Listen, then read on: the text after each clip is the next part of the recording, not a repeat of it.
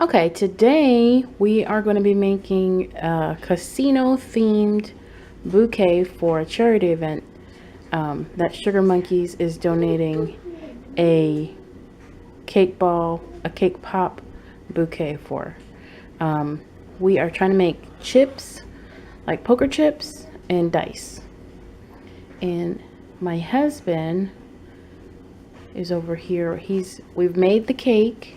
We've crumbled it, we've put frosting in it, and now we have a little dough going on, and we're going to mold the dice and the poker chips.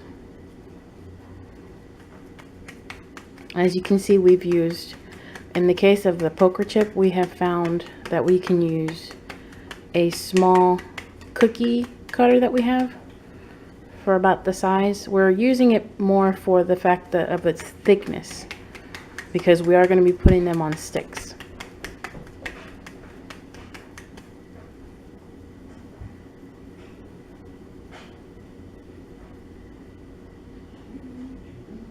Get that beautiful circle.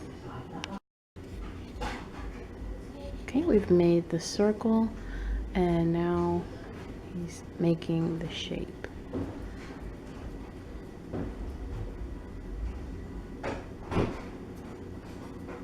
We want them to be consistent. That is the reason that we're using the cookie cutter at the end. Just to make sure they're the same size, the same thickness. Look at that beauty. There you go. Make sure the edges are nice and clean. And the size is right. We didn't want to make them too big because we are going to be dipping them in chocolate and decorating them. And they're going to go on a stick, so you don't want to have a big heavy cake ball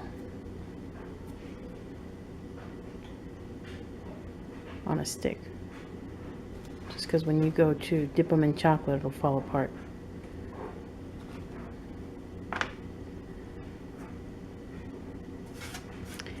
And he is actually using one of our very new flavors, which is the watermelon.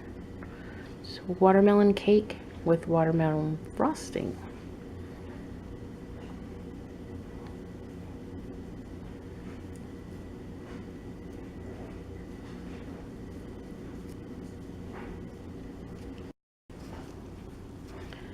Okay, and now we are using the apple caramel flavored cake to make the dice. This is an apple cake with salted caramel frosting added to it. It's another one of our new flavors.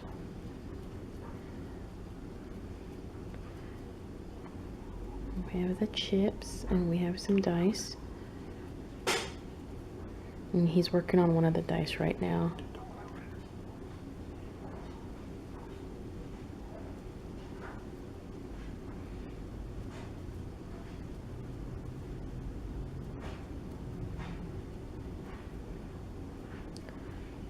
Just kind of play with it and make it the shape that you want. Have to remember though that since you're putting those on a stick, you want to make them a little bit thicker than you would do if you were just putting them in a cupcake liner, because you don't want them to fall off the stick when you dip them in the chocolate.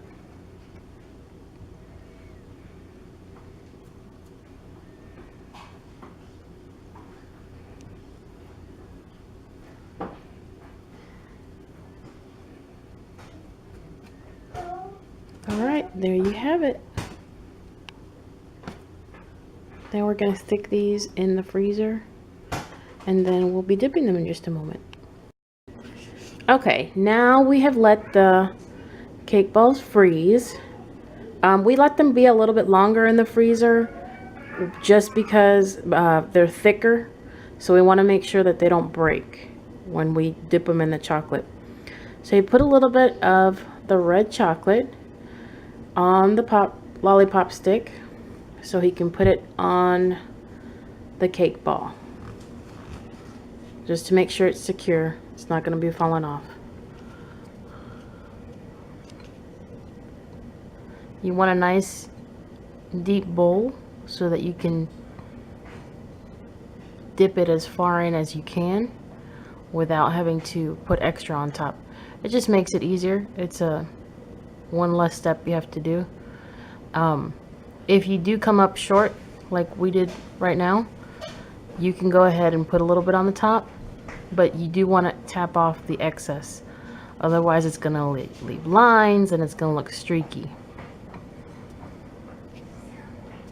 Okay, as you can see, he's tapping his hand, not the actual lollipop stick, just to get all the excess off so that it looks smooth.